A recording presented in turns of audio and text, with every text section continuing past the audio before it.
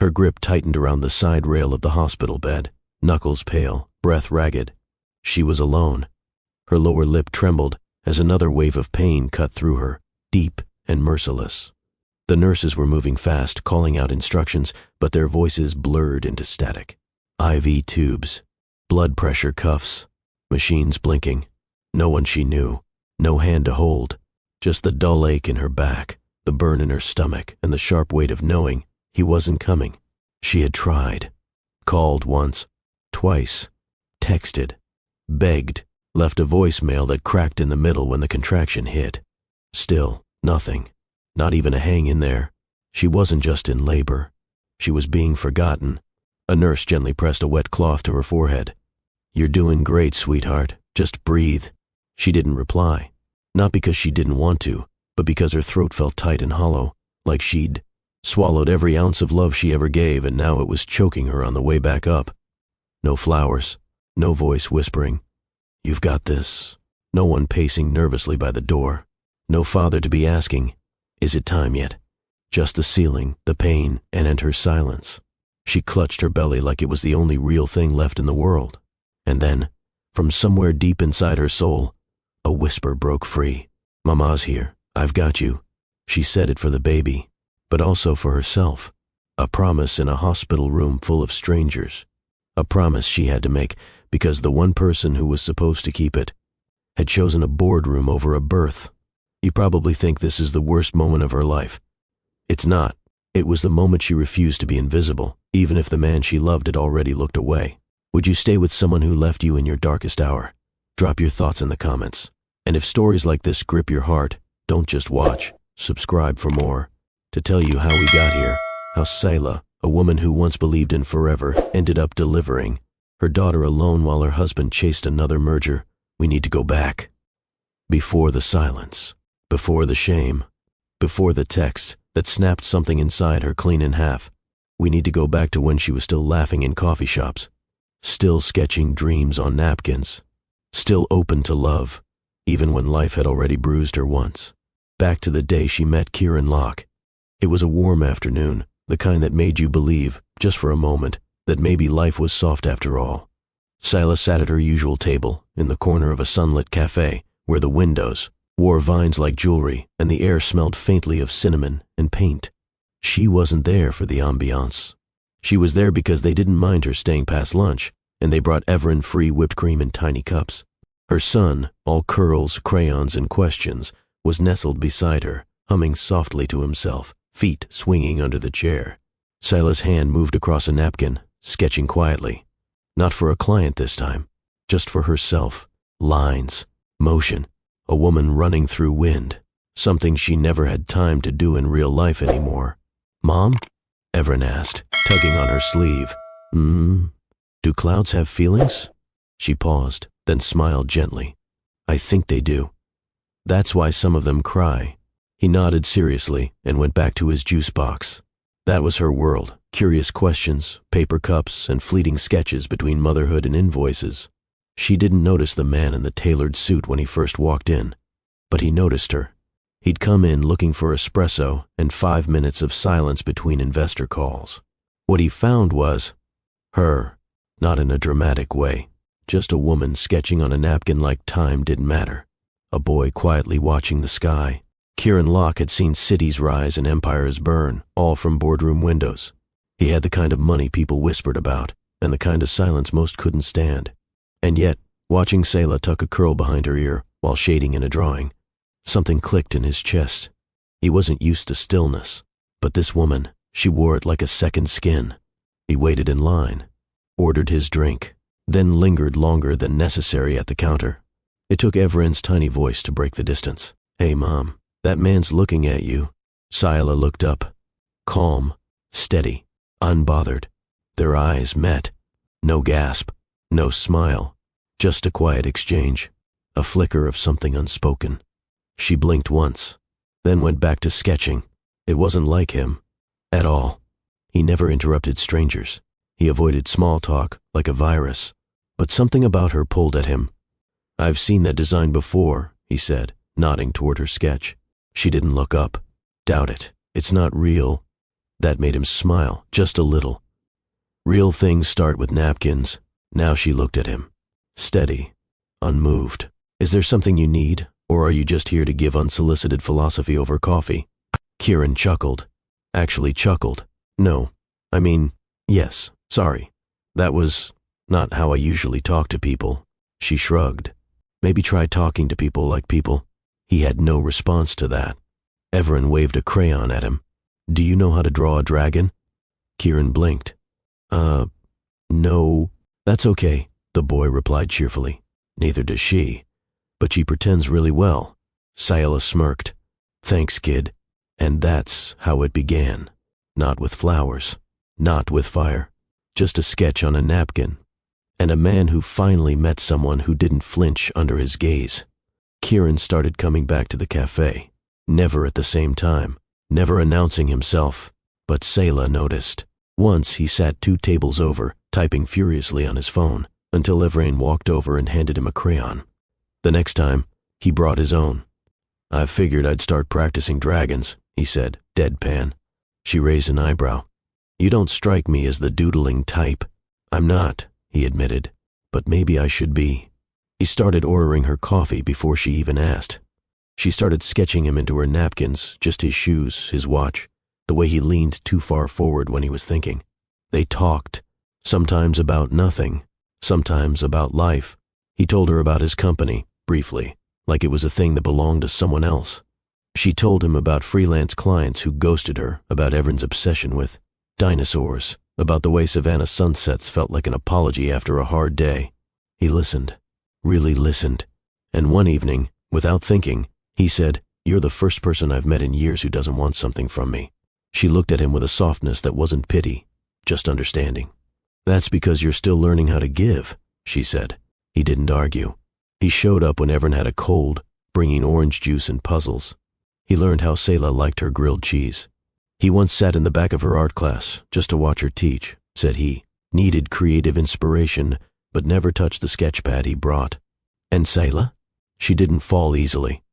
But she did fall.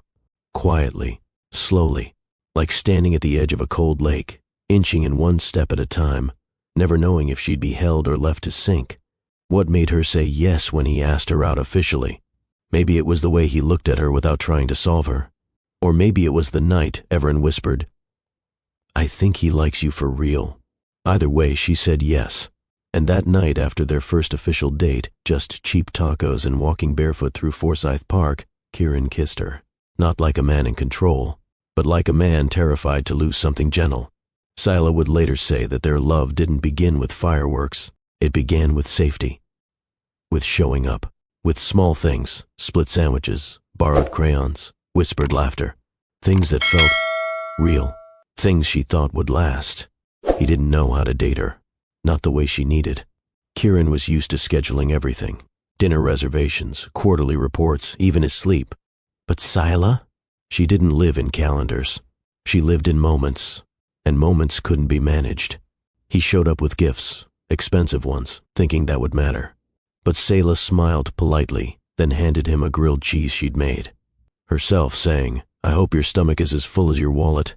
She wasn't being cruel. She was trying to teach him that love didn't come in boxes, it came in presents. He struggled with that. At first, one Sunday, she took him to an open mic night at a quiet cafe where her friend played the cello. He was awkward, out of place in a blazer while everyone else wore denim and old boots. When she closed her eyes during a song, swaying slightly, he stared, not at the stage, but at her. He didn't get the music, but he got her. That was the beginning of his shift. He started paying attention. He left his phone in his car when they had dinner. He asked questions, not just about her but about her childhood, her dreams, her fears. Sometimes she answered, sometimes she didn't. She once told him, You don't have to solve me, just hold space. He wrote it down later, word for word, because Kieran Locke didn't feel comfortable in the gray. But Sayla taught him that real love lived there, in the unanswered, the messy, the not quite ready. The boy adored him, asked if Kieran could teach him how to make millions one day. Kieran replied, Only if you promise not to turn into a robot like me. Everin grinned. Deal. But I want a watch like yours. Kieran gave it to him that night. It was too big for his wrist, but the boy wore it like armor. Sayla saw that, the softness hiding behind the man who lived in glass towers, and it made her heart beat differently. Kieran was sitting on her couch, Everin asleep nearby. The lights were low. A cup of tea sat untouched on the table. He turned to her and said, I don't know how to do this. I wasn't raised with this kind of warmth. Sayla didn't say anything at first. Then, gently, she slid her hand over his. You don't have to know everything, Kieran. Just don't leave the room when it gets uncomfortable. He nodded, and for once, didn't try to fix it. He struggled with small disappointments. Got cold when overwhelmed. She sometimes pulled away when he did, afraid to ask for too much. But they wanted to make it work, so they kept trying. And, slowly, they became something that felt like a home. He proposed without fireworks. No grand speeches. No staged surprises. Just one quiet evening, sitting beside her on a park bench as Everin chased fireflies barefoot in the grass. Kieran turned to her, his voice low. I don't know how to do perfect, but I know I want to be the one who keeps showing up. If you'll let me. Sayla looked at him, heart steady. No tears, no disbelief, just one small nod, the kind you give when you already knew the answer. She said yes. They got married in Colorado, far from boardrooms, far from noise. The ceremony was small, simple. Sayla wore a dress she sewed herself, ivory fabric with tiny hand-stitched petals along the hem. Kieran wore the only suit she'd ever seen him wrinkle, because Everin spilled orange juice on it 10 minutes before the vows. Everin held the rings with trembling hands and a grin so wide it made everyone laugh. There were no violin quartets, no luxury venue, just wind, vows, and the promise of trying. After the ceremony, they shared slices of pie instead of cake. Later, Sayla sat on the cabin steps alone, watching the mountains blush under the setting sun. Kieran came out, jacket off, sleeves rolled. You disappeared, he said. Just needed a second, she replied softly. He sat beside her, handed her a cup of tea. You okay? She nodded. It's just, for the first time in a long time, I feel like I'm not carrying it all by myself. He didn't say anything, just took her hand and squeezed. That was enough. The first months were quiet, new routines, late breakfasts with syrup-sticky fingers, Sayla working from home, Kieran popping in and out between meetings. They weren't perfect, but they were trying. Kieran learned how to make Everin's favorite oatmeal and how to leave his phone face down during dinner. Sayla learned how to stop checking her email after 9 p.m. and how to rest her head on his shoulder without fearing the clock. Sometimes they fell asleep talking. Other times, not a word was needed. The silence felt warm, like a blanket, not a wall. But even in the stillness there were signs. Moments where his gaze would drift during breakfast, back toward his phone. Mornings where he left early and forgot to kiss her goodbye. Nights where he promised 5 more minutes on a call and didn't come to bed at all. Sayla tried not to mind. She told herself, he's building a legacy. He's trying. He's here. But sometimes her heart would whisper back, yes, but not with you. She clung to the beautiful parts. Everin falling asleep between them during movie night. Kieran helping her hang her paintings on the hallway wall. His hand brushing over her growing belly the night they found out about the baby. She remembered that moment clearly. The way his eyes widened. The breath he held. The way he whispered, another. She nodded. Smiled through tears. I know it's soon, but maybe this baby brings us even closer. He kissed her forehead. Said all the right things. But somewhere deep inside, she felt the shift. A weight in the air. A distance trying to grow between them. Still, she hoped, because hope was what she did best. The weeks passed. Her belly grew. She started craving odd things, mangoes and popcorn, ice chips and peach jam on toast. She'd laugh when Everin placed his ear against her stomach and whispered, Hi, baby. I'm your big brother. Don't be scared. I already know how to hold you. Kieran was present, but not really. He rubbed her back some nights, asked how her appointments went, sent a driver when he couldn't make it. But that was just it. He didn't come. Not to the ultrasounds. Not to the prenatal class where she sat surrounded by couples, biting her lip, pretending the empty seat beside her was just a scheduling conflict. He always had a reason. Deals, meetings, calls that couldn't be moved. And Sayla? She kept saying, "It's okay. I understand," because saying anything else felt like opening a door she wasn't ready to walk through. Sometimes she sat by the window after everyone was asleep. Just her, the baby kicking, the moonlight stretching across the floor. She'd whisper, "You're not even here yet, and you already know what it feels like to wait for someone." The baby moved again, a gentle flutter, a reminder that she wasn't alone, even when it felt that way. Kieran wasn't cruel. He wasn't unkind. He was just unavailable, and that kind of absence was the hardest to explain. It wasn't loud. It wasn't violent. It was just a quiet erosion of something sacred. He tried, in his own way. He sent her flowers on a Tuesday, no note. He bought a rocking chair she'd mentioned once, though he left it boxed up at the door. She appreciated the gestures, but what she wanted was him, not his money, not the things he could provide, just his hand on her back during the hard days, his voice at midnight when the contractions made her eyes water, his arms around her when she was too tired to explain why she felt like she was drowning. But she never said those things. She told herself he loved her. He just didn't know how to show it the way she needed. So she adjusted. She waited. She folded her hopes into smaller pieces. She stopped reminding him of appointments. She stopped texting "I miss you" when he worked late. Because every time she reached out and didn't hear back, something inside her dimmed. Still, when he came home and kissed her forehead, she smiled. When he placed a hand on her stomach and said, "Soon," she nodded. And when he whispered, "I'm doing this for us," she said, "I know," even though part of her was starting to wonder if us meant the same thing to both of them. Have you ever loved someone who didn't fully see you? Hit the like button if this resonates. It helps more people find our stories and maybe feel a little less alone. The due date was drawing near. The baby bag sat half-packed in the hallway. Kieran had an upcoming trip, Shanghai, a summit he couldn't miss. Sayla nodded when he told him to go, that she'd be fine. But as he walked away from the doorway that morning, suitcase in hand, something in her broke. She didn't know why. Nothing dramatic had happened. He just left, again.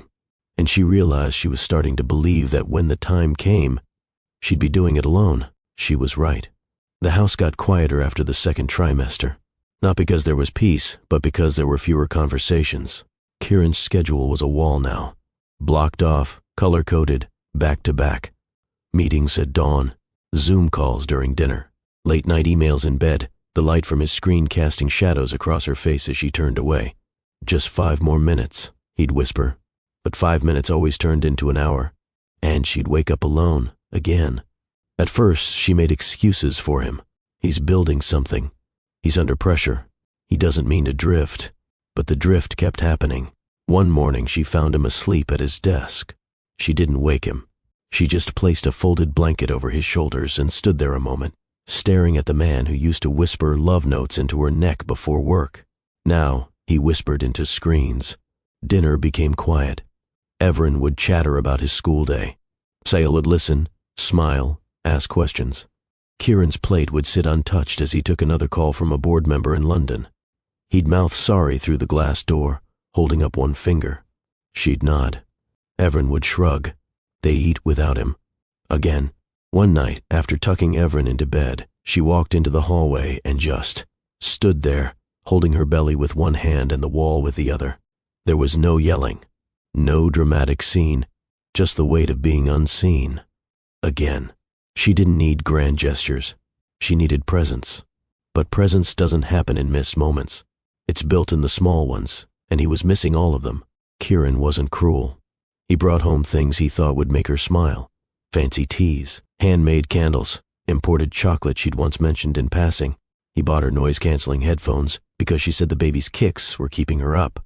She never used them. She didn't want silence. She wanted him. He'd ask, "Everything okay?" while glancing at his phone. She'd say yes, because trying to explain it never seemed worth the effort. And the more she said yes when she meant no, the easier it got to keep swallowing the truth. But truth doesn't stay buried. It starts to leak, through tired eyes, quiet sighs, and the way her shoulders slowly curled inward like she was bracing for the next moment he wouldn't notice.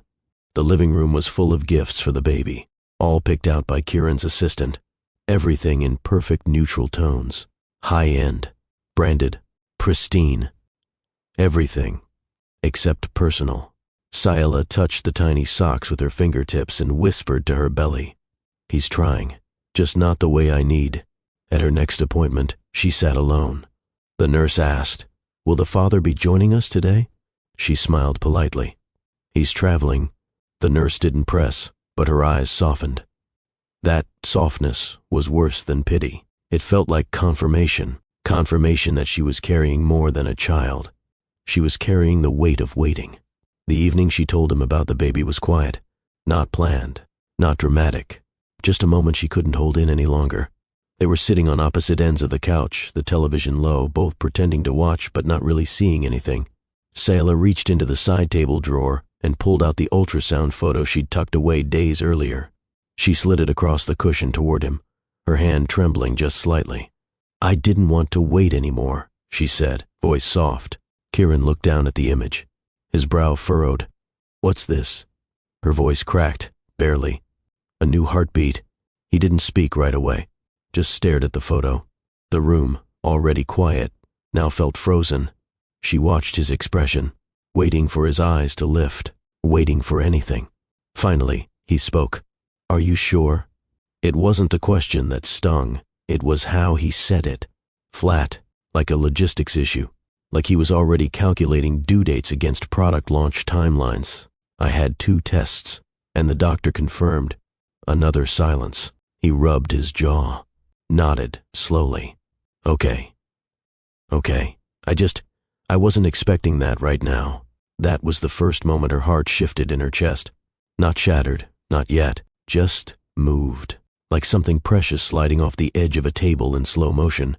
She gave him space to process. She didn't push for a response, didn't ask for excitement.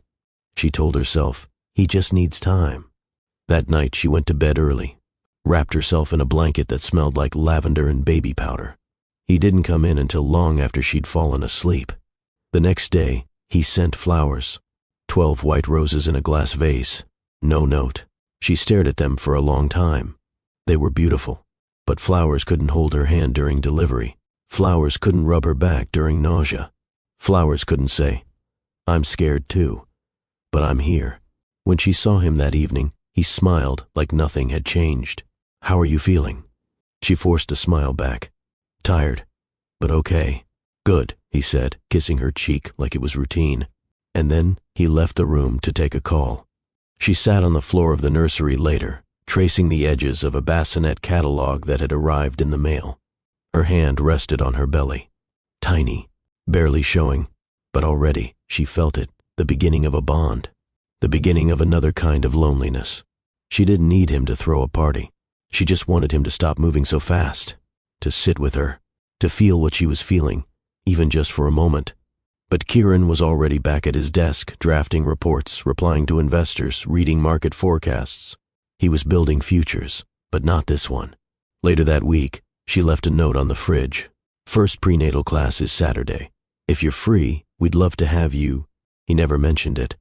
And when Saturday came, she sat in a room full of couples, nodding politely as instructors talked about breathing techniques and shared laughter with partners.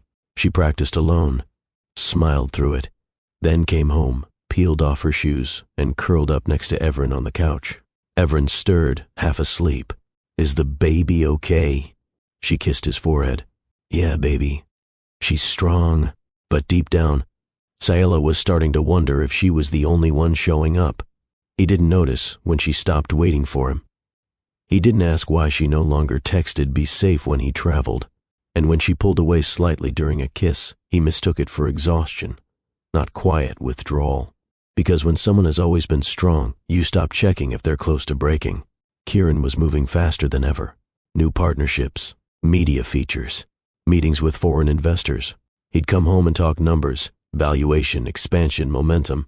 Sayla would nod politely, one hand resting on her belly, the other curled around a mug of tea she barely drank. She didn't interrupt.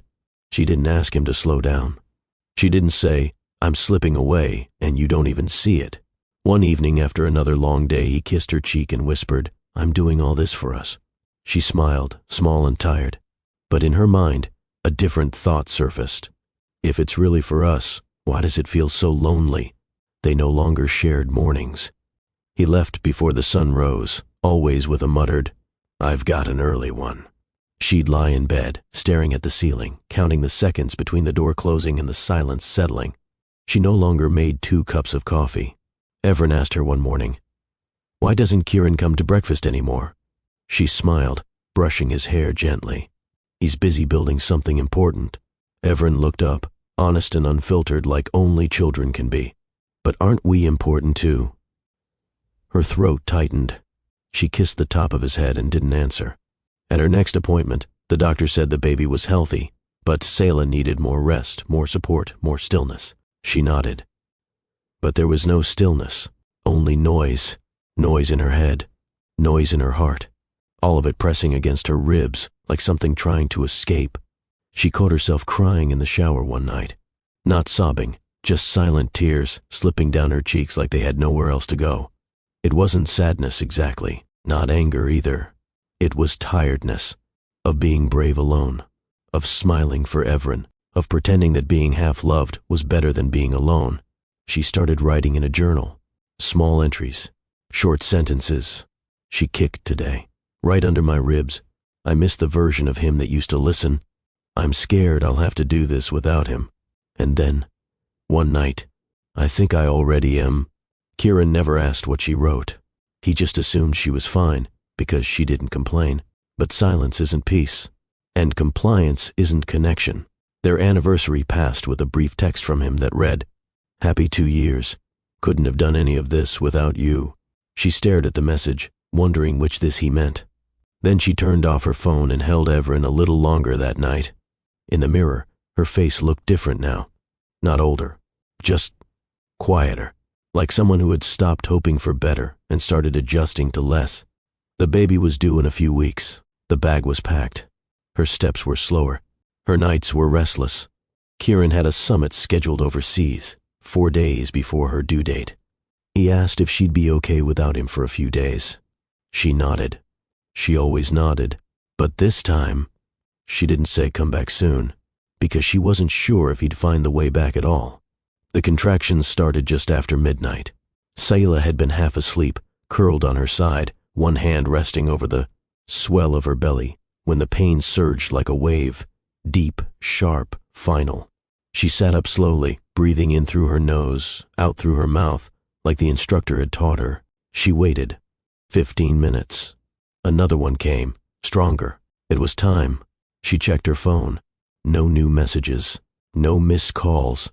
She dialed Kieran first, straight to voicemail. She tried again. Nothing. She sent a text. "It's starting. I think this is it." Waited. No reply. She checked the app where he logged his location during travel. Shanghai, 12 hours ahead. He'd said he'd be in meetings. Big ones. But she never thought he'd turn his phone off. She dialed his assistant. The woman answered. Crisp, professional. "I'm sorry, but Mr. Locke asked not to be disturbed during this trip. He's in the middle of something critical." Selah paused, her voice thin. "Could you just tell him I'm going into labor?" The assistant sighed lightly. "I really can't interrupt him right now." Click. She stared at the wall. The pain returned, sharper this time. She leaned over the counter and gripped it, her breath hitching in her throat. Her body was working through something life-changing, and he wasn't even aware. No bag packed, no car waiting, no hand reaching for hers. Just her, again. Everin was asleep upstairs. She didn't want to wake him, didn't want him to see her like this, scared, hurting, alone. So, she called a cab, changed into loose clothes with shaking hands, wrote a quick note and stuck it to the fridge. With the baby. "Back soon. Love you." She grabbed her half-packed hospital bag and locked the door behind her. In the backseat of the cab, she bit down on her lip to stop the noise from escaping. She cradled her belly like it was glass, whispered between clenched teeth, "It's okay. We're okay. I've got you." And underneath that, even if no one else does, the delivery was hard. She'd never felt pain like that. There were complications, warnings, nurses moving fast, blood loss, bright lights, shouts, someone asking if she had a partner to call. She shook her head. Another contraction tore through her. Her body was breaking open to bring life into the world, and the person who was supposed to be there didn't even know. When they placed the baby on her chest, a daughter, she cried, not from joy, from relief, from pain, from grief. She looked down at her, whispered her name like a vow. Elira. The baby's tiny fist curled around her finger. The warmth of that touch was everything she hadn't received in the past year. 3 hours passed.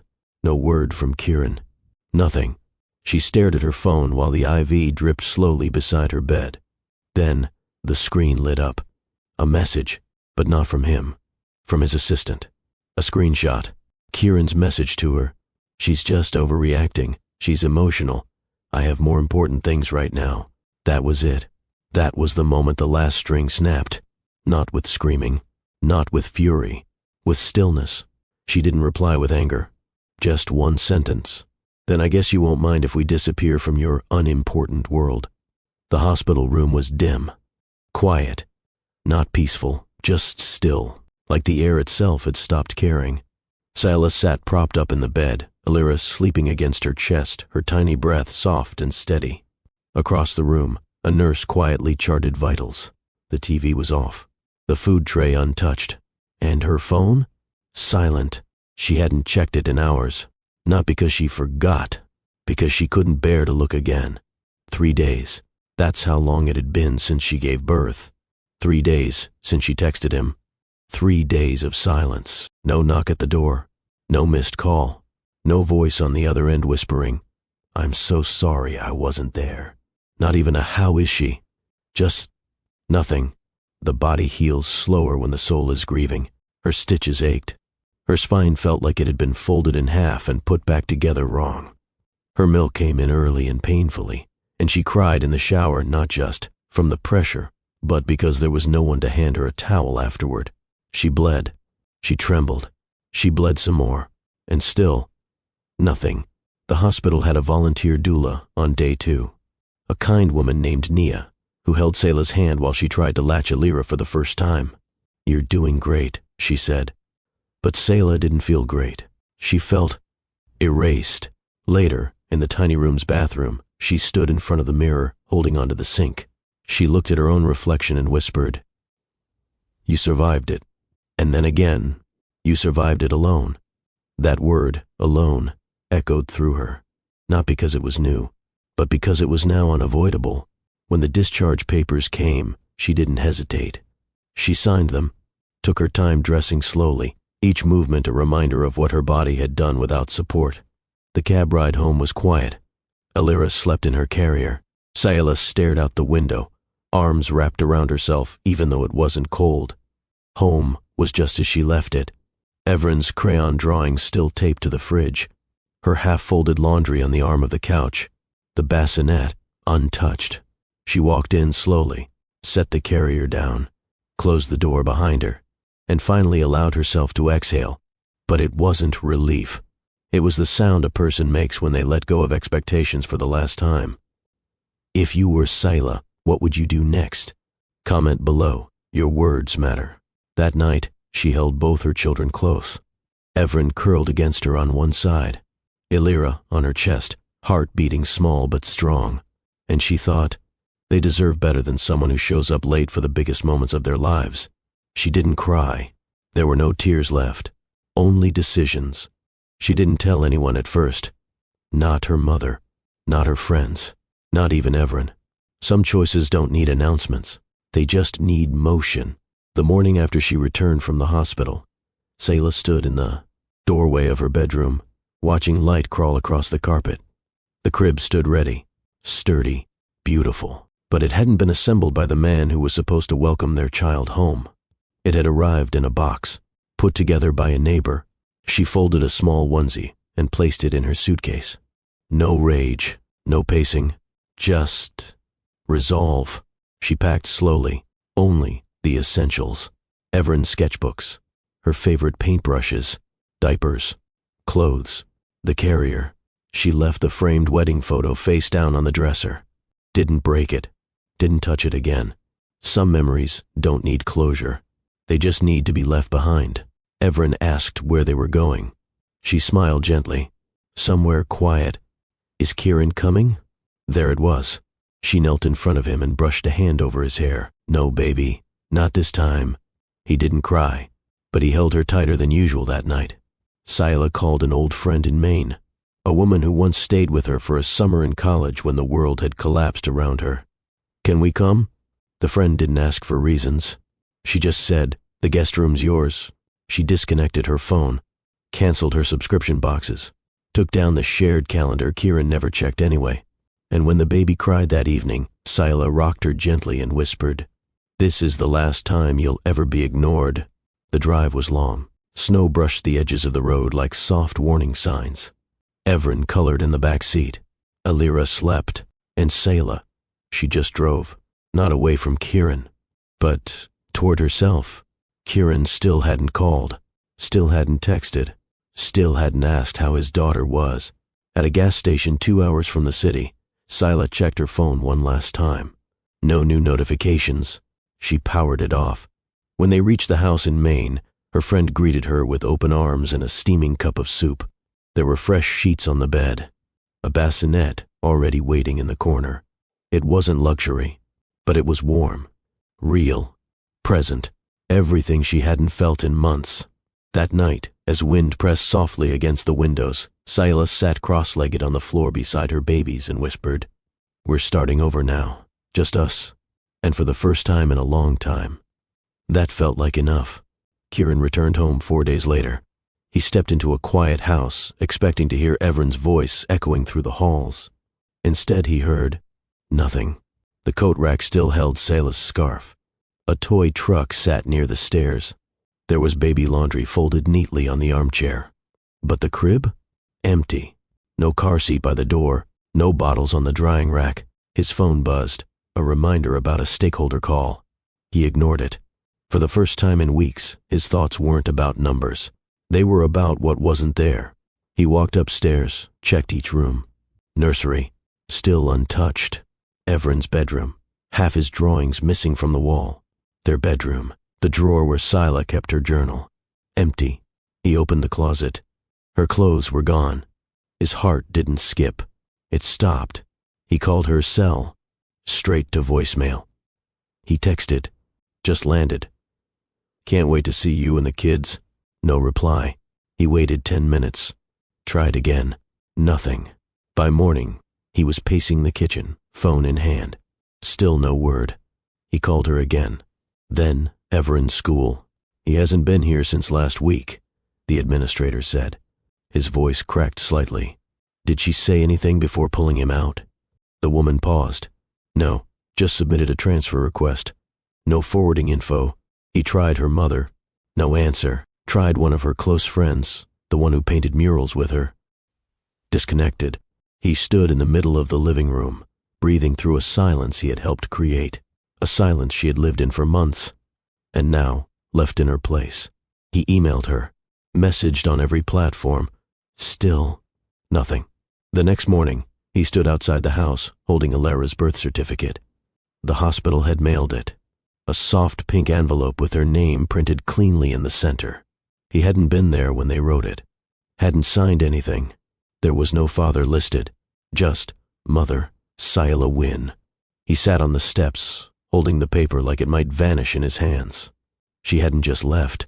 She had erased him from the story. By the end of that week, he hired a private investigator. Showed them photos, texts, descriptions, timestamps. "She left," he said. "She took my children. I just want to know they're safe." The investigator nodded. Professional, calm. Kieran's voice dropped lower. "I don't care about revenge. I need to know where they are." But even that admission felt hollow. Because if safety had really been his priority, he would have shown up before she left. He sat at his desk later that night, the same one where he'd ignored her messages for months. This time, he wasn't working. Just staring at a photo on the shelf. Sila holding Evren, both smiling. Alira wasn't born yet. He whispered out loud, "Where are you?" But the room didn't answer. Neither did she. The air in Maine was different. Quieter, cooler, and most of all, still. Not the stillness that comes from being ignored, but the kind that lives inside peace. Sila didn't unpack everything right away. She placed the baby's clothes in drawers slowly, hung Everett's drawings on the wall with tape, folded her own clothes into a dresser that wasn't hers but felt safe. Her friend didn't hover, just left a pot of soup on the stove and fresh towels by the sink. That first night, Sila stood on the porch holding Alira, wrapped in a soft blanket, and stared out into the woods. There was no car engine outside, no door swinging open late, no excuse whispered into her hair. Only breath, only now. In the mornings, Everett helped with the baby. He'd rock her gently and say, "You're not allowed to cry unless Mama and I both agree." Silas smiled more that week than she had in months. Not because everything was fixed, but because she no longer had to pretend it was. She found an old art studio in town, one of those places where paint still clings to the walls and the floors carry stories in every smudge. She asked if they needed help with kids' classes. They said yes before she finished the sentence. She taught her first session with Alira strapped to her chest, Everett helping clean brushes. No one knew who she was. No one knew who she had left. And that was a gift. The days were simple. Early breakfasts, walks to the local market, laughter in small bursts. And at night, when the baby finally fell asleep and Everett lay snoring softly beside her, she would lie still with one hand on her chest, feeling it rise and fall. She was still here, still whole, and more importantly, no longer waiting for anyone to make her feel that way. She didn't check her phone, didn't scroll through his feed, didn't wonder if he'd come looking, because if he had to be told she mattered, then he didn't deserve the version of her that finally knew it. One afternoon, a neighbor brought over apples and a welcome note. She smiled and said thank you, then made a pie from scratch, just like her grandmother used to. Everett said it tasted like sunshine and naps. She wrote that down in her journal and laughed, really laughed. For the first time in a long while, she felt something returning. Not love, not yet, but lightness. She still carried the memory of the hospital room, the cold, the pain, the silence. But now, when she held Alira and Everett together on her lap, the memory didn't cut. It reminded her of what she survived, of what she reclaimed. She didn't need revenge. She didn't need apologies. She needed this, a life that finally felt like hers. 3 days had passed since Alira was born. 3 days of feedings and sleepless nights. 3 days of trying to keep a newborn's breathing steady. 3 days of helping Everett adjust to being a big brother. 3 days of healing from the kind of labor that left her walking like her bones remembered the pain. And still, no message, not a word. Sila didn't cry about it. She didn't ask herself, why hasn't he reached out? Because the answer had already revealed itself. In his absence, in the way silence starts to feel louder than shouting. On the morning of the third day, she placed Alira in a soft blanket beside Everett, then sat at the edge of the guest bed with her phone in hand. She stared at it. No new messages, just the same blank screen. She opened the messaging app, typed out a single period, paused, then erased it. What would she say? That she had delivered their child? That it was over 72 hours and he hadn't asked if she was alive? She didn't have the strength to explain pain anymore, not to the man who had made her carry it alone. She set the phone down and stood to stretch when it buzzed. Once, just once, not a call, a message. From his assistant. Her heart thudded for half a second before logic returned, but the name caught her attention, not because it was from someone she wanted to hear from, but because of what came attached, a screenshot. She opened it. It was a thread, clearly meant for someone else. Kieran had texted the assistant. His words were short, direct. I can't deal with her right now. She's just overreacting. I have more important things going on. Tell her I'll check in when things settle. Sila blinked. Read it again and again. Not because she didn't understand, but because something inside her refused to believe it. Not after what she'd just endured. Not after holding their daughter for the first time, alone and shaking. Not after hearing a nurse say, "You're stronger than most women I've seen in this room." And this was what he had to say? She's overreacting. It wasn't the lack of concern that hit her the hardest. It was the casual tone. Like she was an afterthought. Like her pain was inconvenient. Like she was some unstable emotional figure who'd be fine eventually. The assistant must have realized the mistake immediately, because a follow-up text came seconds later. I'm so sorry. That message wasn't meant for you. No apology. No explanation. Just that. Sila stood still for a long time, staring out the small window overlooking the trees. The baby stirred behind her. Everin rolled over and mumbled something in his sleep, but the only sound in the room was her own breath, slow, controlled, exact. She walked to the nightstand, picked up her phone, opened the thread, and typed a message. Not long, not angry, just the truth. Then I guess you won't mind if we disappear from your unimportant world. She hit send, then turned off the phone, not out of pettiness, out of preservation. After she sent the message, she didn't check to see if it was read. She didn't watch for the 3 little dots to appear, the ones that meant he might be typing a response. She didn't wait. She simply turned off the phone, folded it into a drawer, and slid it shut like sealing off a wound. There was no dramatic sobbing, no pacing, no downward spiral, because she'd already grieved him long before the text arrived. She had grieved him in the prenatal classes where she sat alone, in the middle of the night cramps he never noticed, in the silence between, "I love you and I'm almost done with this call." The message wasn't a surprise. It was just confirmation that she had not been unseen by mistake. She had been unseen by design. Sila spent the day holding Illyra tighter, not from fear, but from finality. Her daughter would grow up knowing that her mother never waited around to be valued, that she never begged for scraps of affection, that she walked away, not because she was weak, but because she finally remembered who she was. Later that night, she washed the bottles in the sink, humming a soft lullaby. Everin sat at the table, coloring a picture of 3 people holding hands beneath a giant sun. He looked up at her, his curls messy and his smile half asleep. Is this what it means to start fresh? She dried her hands and walked over. What do you mean? He pointed to the drawing. It's just us. It's happy. Is that what starting over means? She nodded and kissed his forehead. That's exactly what it means. She sat by the window before bed, rocking Illyra gently. Outside, the trees swayed like they knew her name. Inside, the room felt like hers again, not borrowed, not temporary, but safe. She hadn't reclaimed her old life. She had built something new. And as she rocked her daughter, Sila whispered one thing. He doesn't get to shape your first memories. Not one. She wrote in her journal before sleeping. Just one line. What broke was never mine to fix. And with that, she rested. Kieran had just stepped out of the final meeting in Shanghai when his assistant caught up to him, frantic. There's been a mistake, she said, breathless. I sent a screenshot to Sila. He didn't process it at first, just blinked at her, half-focused, already calculating the next flight, the next strategy, the next billion-dollar pivot. A screenshot of what? She hesitated, then showed him. The words stared back at him like they weren't his. But they were. He had typed them without thinking, without emotion. She's overreacting. I have more important things. Tell her I'll check in later. Now he read them again, as if for the first time. And then he saw what she had written back. Then I guess you won't mind if we disappear from your unimportant world. His throat closed.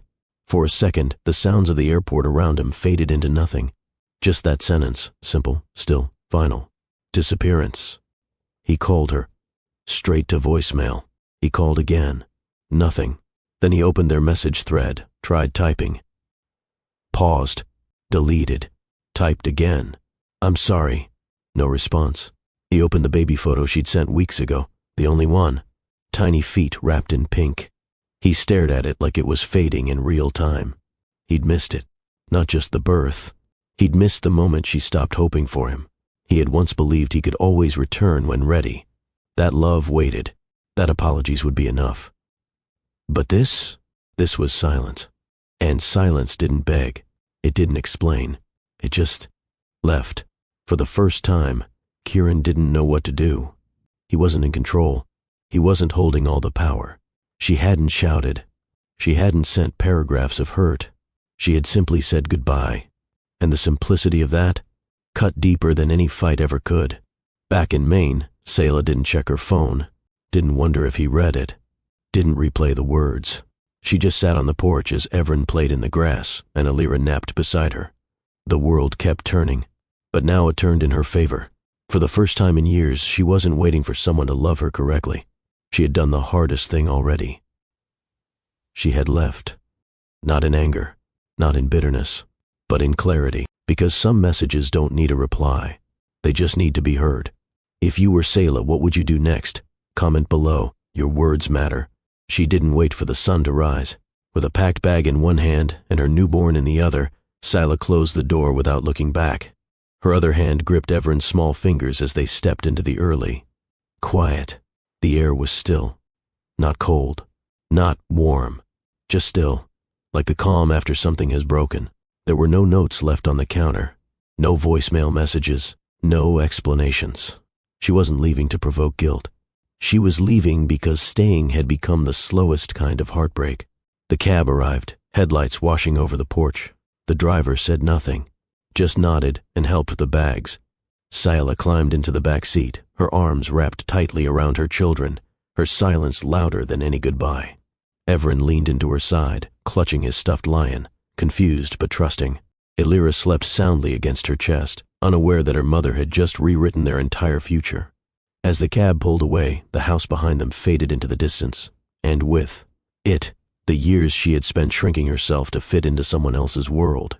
She didn't know what came next, but for once, the not knowing didn't feel like fear. It felt like freedom. Maine didn't ask her to explain herself. Lena, her friend from college, opened the door with sleepy eyes and arms wide enough to hold the whole story without needing to hear it. Silas stayed in the guest room for the first few days, waking every few hours to feed Elira and calm Everin from strange dreams in a new place. The room smelled of lavender and old books.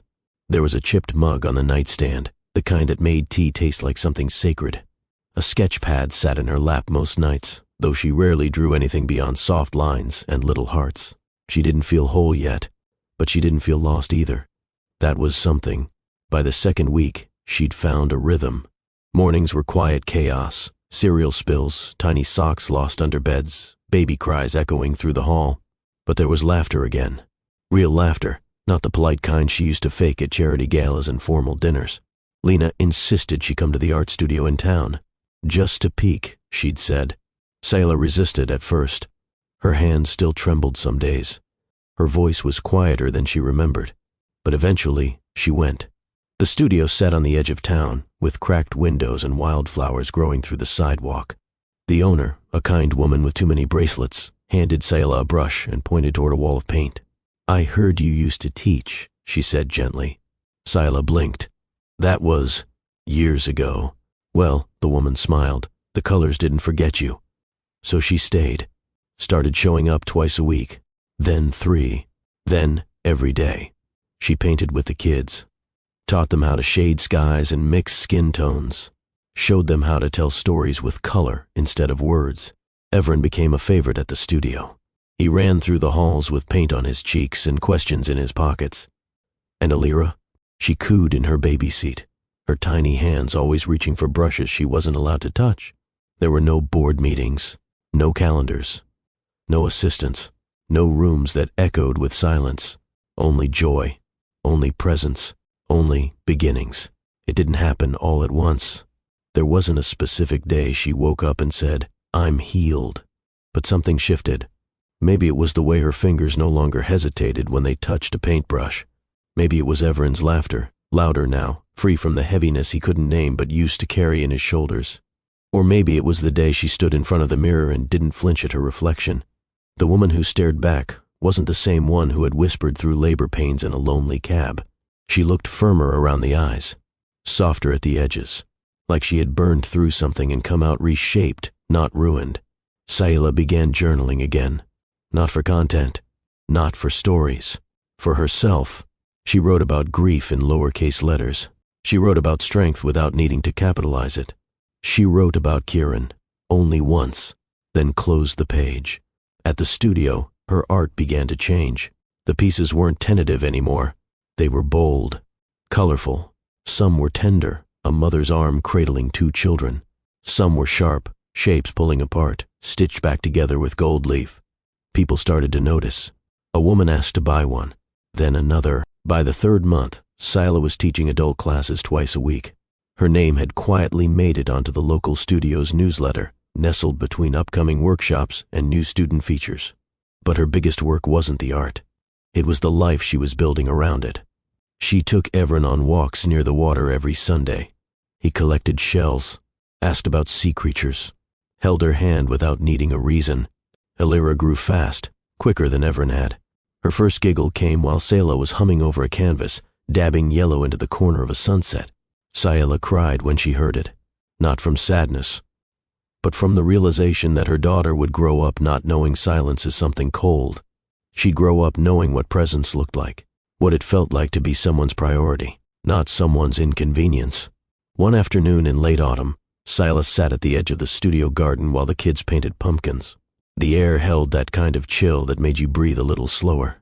Elira slept in her stroller, wrapped in a blanket Everin had picked out, the one with tiny stars. A soft wind passed through her curls. She closed her eyes. For the first time in a long time, there was no weight pressing down on her chest, no tension in her jaw, just stillness and peace. Lena came out with 2 mugs of tea, handed one to her without a word, and sat beside her on the wooden bench. They didn't talk much anymore. They didn't need to. After a few quiet sips, Lena finally asked, "Do you miss him?" Sayla didn't answer right away. She watched Everin helping another child paint blue waves over a small canvas, his curls bouncing with each excited nod. She looked down at her hands, once so used to holding someone else's version of love. Then she smiled, barely.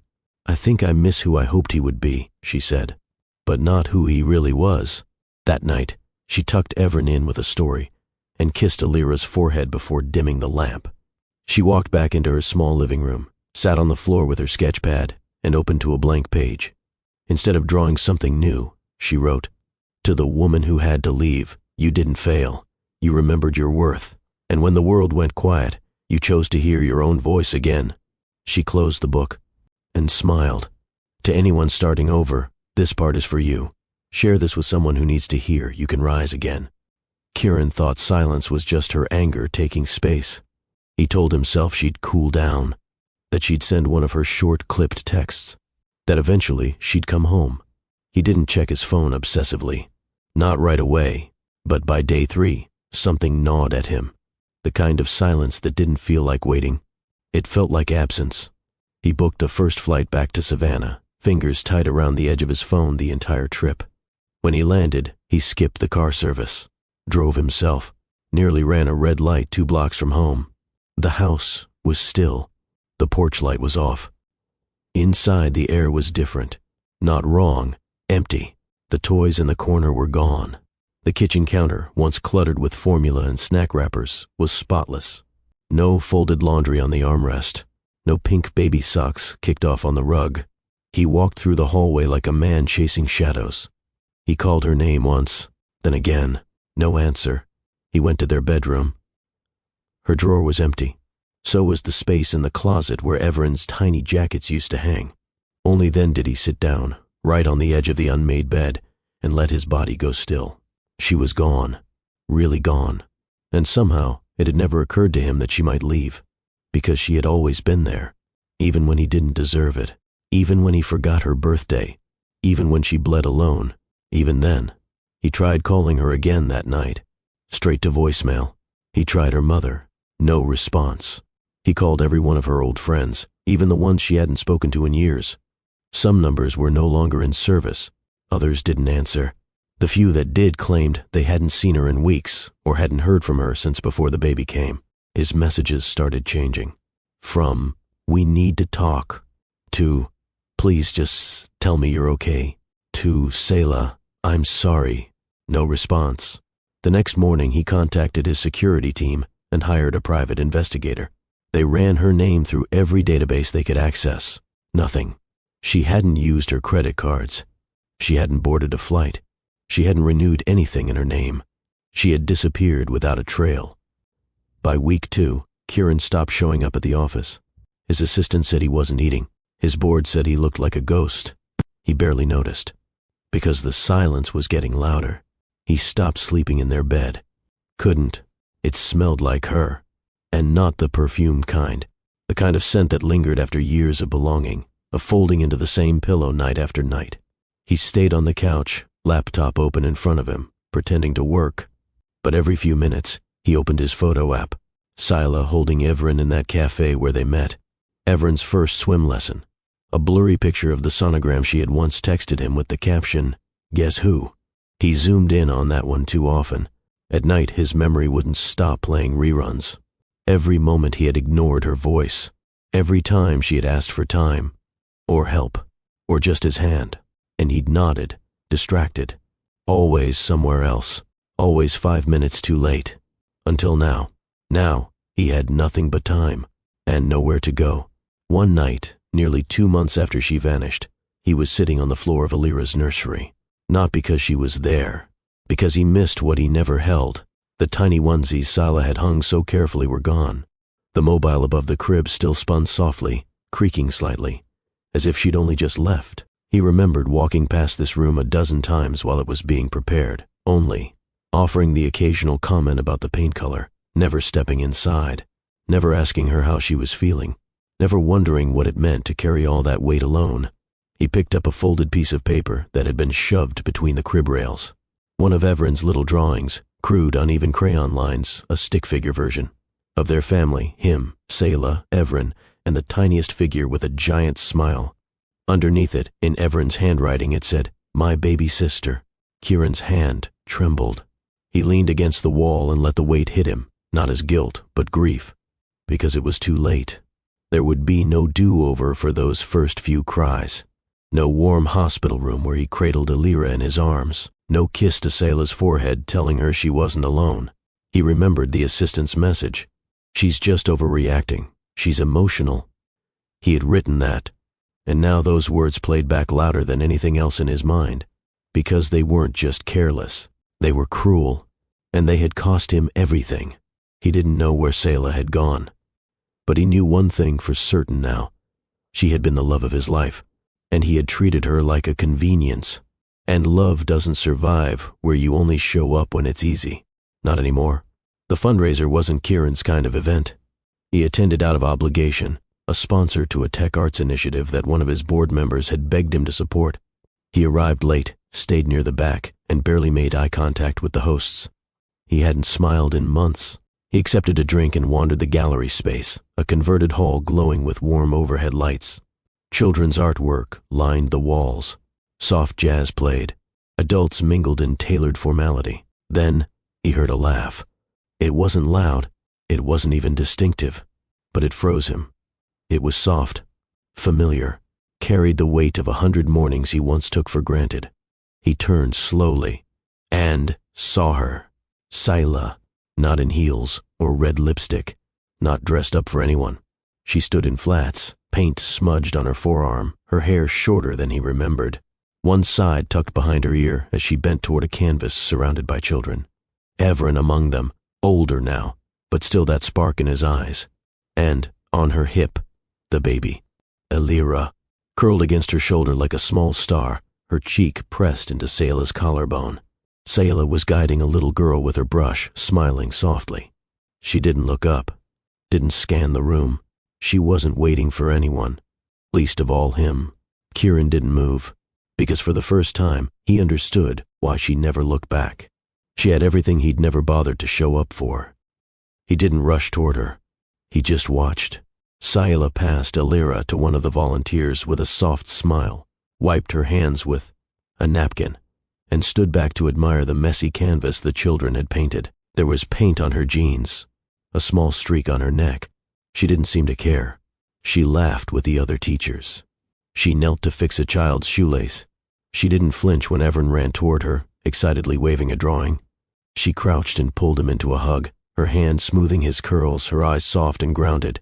Kieran took one step forward, then another. He wasn't sure what he expected, for her to turn and notice him, for time to rewind. She didn't. Not until Everin, now standing at her side, spotted him. The boy froze. Kieran held his breath. Everin whispered something. Sayela's body tensed, only for a second. Then she turned, and their eyes met. No gasp, no stumble, no collapse into familiar pain. Just two people, two histories, and the weight between them. Kieran took another step. She stood straighter. Neither of them smiled. Her expression wasn't cold, but it wasn't open. He stopped in front of her. For the first time in months, his voice found air. She nodded. Hello. A beat. I didn't know you were. I wasn't planning to be, she said softly. But the studio needed help. They're short on hands. Another pause. She didn't ask how he was. Didn't offer pleasantries. Didn't make it easy. And he didn't expect her to. He looked down briefly at Alira in the volunteer's arms, now fast asleep. He swallowed. She's beautiful. Selah nodded, gently rocking on her heels. She is. They stepped outside together, not because it was planned, but because words like this didn't belong in crowded rooms or under the watchful eyes of strangers. The night air was crisp. String lights swayed gently above the small courtyard, casting soft shadows across the fallen leaves. Somewhere in the distance, a cello played, low, mournful. Selah stood with her arms loosely crossed, her body calm, unreadable. Kieran's hands were in his coat pockets, not out of ease, but restraint, because everything he wanted to say felt too late. Still, he tried. I looked everywhere, he said. Everywhere. She nodded slowly. I know. I didn't know how much I'd hurt you. You didn't want to know. The words weren't said with venom. They were said with clarity. He flinched. You were in every room, she continued, but never present. You held my waist at parties. You smiled for photos. But when the doors closed and it was just me, I was alone.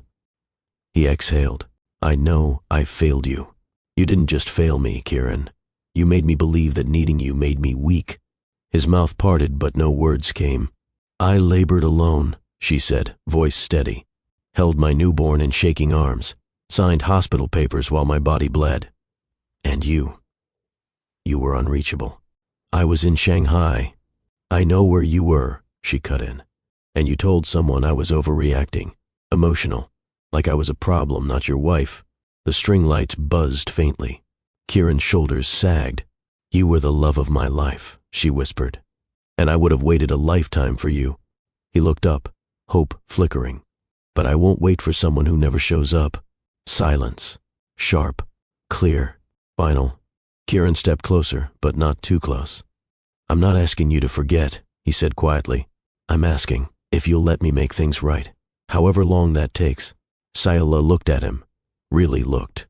Not at the man she once loved, not at the one who broke her, but at the one standing here now, stripped of power, title, and excuse. She didn't rush to answer, because healing doesn't answer desperation, and love doesn't forget absence. After a long silence, she said, You can see the kids, but this isn't about starting over, not with me, not yet. He nodded slowly. That's fair. She glanced through the window toward the gallery, where Everin was now showing Alira a sculpture of painted wire. I've spent months learning how to live again without you, she said. I found peace, not perfect, but mine. He looked down. I don't want to take that from you, he said. Then don't rush to take anything, she replied. Just show up, be there, not for me, for them, and maybe eventually we'll see what's left. Kieran didn't press, didn't ask for timelines or promises. He just nodded, because for the first time in his life, he understood something simple. Love isn't about being needed. It's about being present. Would you let someone like Kieran back in? Like or comment to let us know. And if you're feeling this story, hit subscribe for more like it. Kieran didn't come back with promises. No speeches. No grand gestures. No, I've changed monologues. Instead, he just showed up. Quietly. Consistently. The first time Selah let him take Alira for a walk, he didn't linger at the door. He didn't ask for anything more. He just bundled her carefully, secured her in the stroller, and returned 30 minutes. Later, cheeks flushed, Alira asleep, a soft blanket tucked beneath her chin. The next week, he showed up for Everin's art class, the one Selah usually taught, and sat on the back bench, helping the kids glue beads onto paper suns. He didn't try to stand next to her, didn't hover. He simply belonged without demanding to. At first, Selah watched him like a storm waiting to return. Careful, guarded, but Kieran kept coming. Not with flowers, but with snacks packed in little boxes. Not with gifts, but with open afternoons. Not with apologies, but with action. He took Everin fishing on Saturdays. Not fancy catered trips, just a rod, sandwiches, and stories told by the lake. They didn't talk about the past. They just cast lines and let time soften the silence. He learned to hold Illyra during her colic spells, rocked her through the fussing, sang off-key lullabies with no embarrassment. He waited outside Sayla's studio with Coco after dance class, never asking if she wanted company, just offering warmth if she ever reached for it. Weeks turned into months, and something shifted, not dramatically, but gradually. The distance between them stopped feeling sharp. It became breathable. There were still hard moments, still memories that ached, still silence that felt heavier than words. But there was also laughter now, from the children. There was steadiness. And Sayla? She watched with eyes that had once been weary, now unsure, but no longer closed. One evening, as the sky melted into deep velvet and the kids were finally asleep, they sat beneath a quiet sky behind her house. Stars scattered above like secrets waiting to be trusted again. Kieran cradled Illyra on his chest, her breaths soft and rhythmic. Evren's drawing rested beside him, a family of 4 with wild hair and big hearts. Sayla sat beside them, not touching, but not far. She looked at him, eyes steady, voice soft. "You may have broken my heart once," she said, "but now you're holding it again." He looked down at the sleeping baby in his arms. "Don't drop it this time." He didn't answer with words. He just pulled Illyra in closer and nodded.